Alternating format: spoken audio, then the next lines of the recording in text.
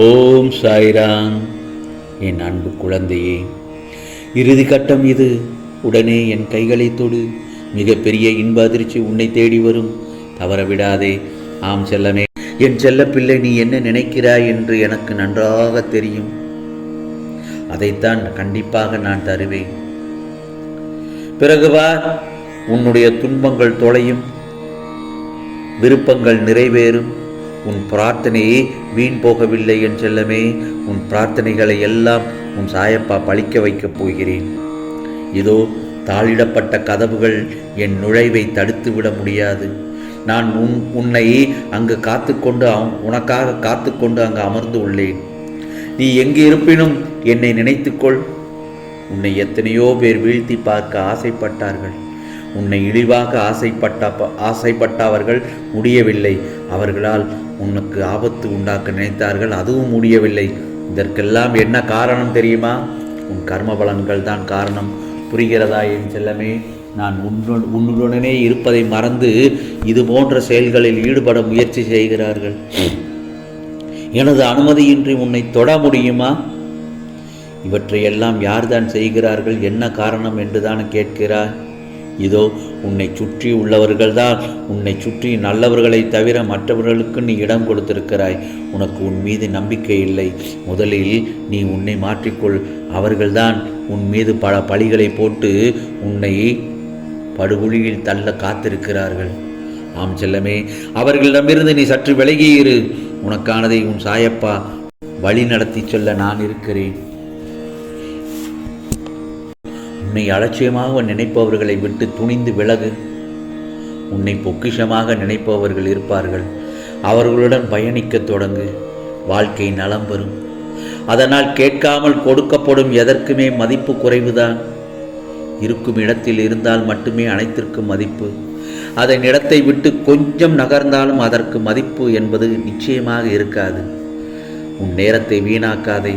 உன் நேரத்தை சாயப்பாவுடன் நினைத்துக்கொள். மனதையும் செயலையும் எண்ணங்கள் அனைத்தையும் உன் சாயப்பாவுக்கு சமர்ப்பித்து விடு. மற்றவற்றை எல்லாம் நான் பார்த்து கொள்கிறேன். ஆம் செல்லமே, இனி அனைத்தும் உனக்கு நல்லதாகவே நடக்கும்.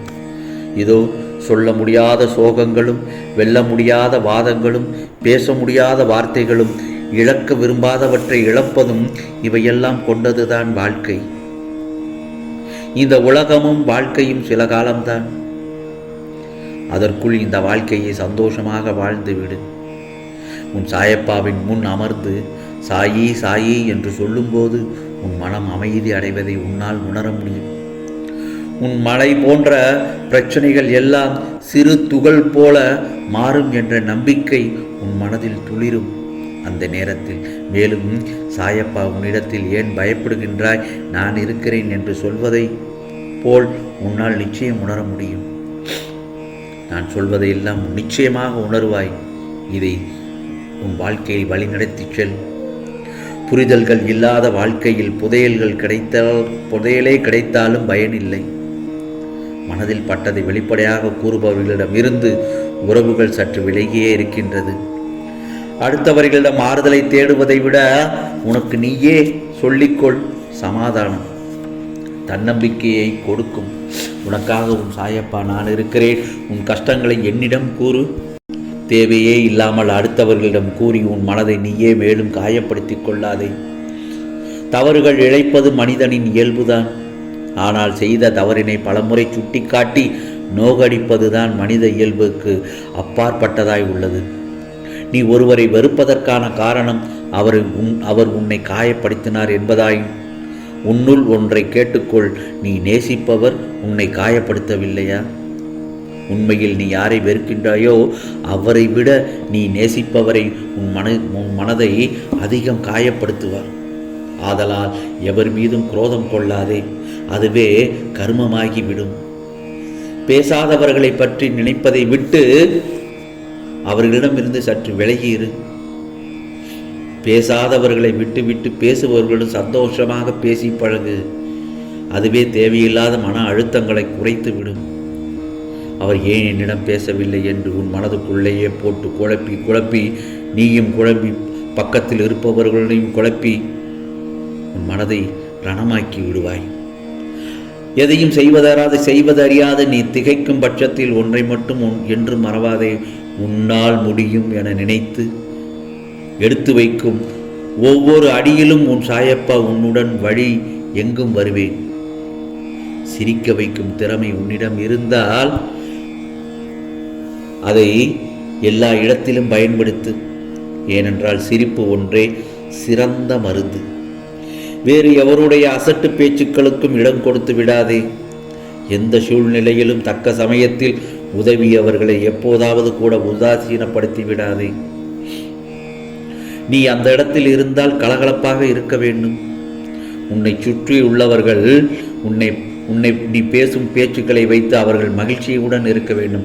ஆகையால் நான் என்ன சொல்கிறேன் என்றால், மற்றவர்கள் மனம் புண்படுத்தும்படி நீ அவர்களை நகைக்கக்கூடாது.